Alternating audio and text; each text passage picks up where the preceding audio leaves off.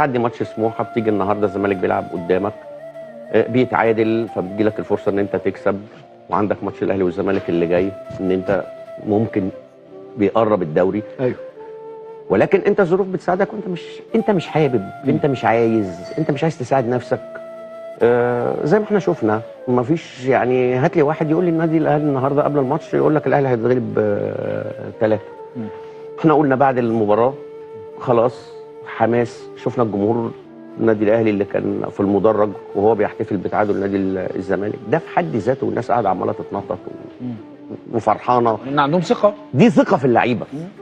وانا ابراهيم، انا لما بتسال في اي مكان اقول الاهلي هياخد دوري ويبقى في فرق، والله واقول الاهلي هياخد دوري، بس هي اللعيبه مش عايزه تاخد دوري، مش عايزين، الناس مش عايزه تاخد الدوري.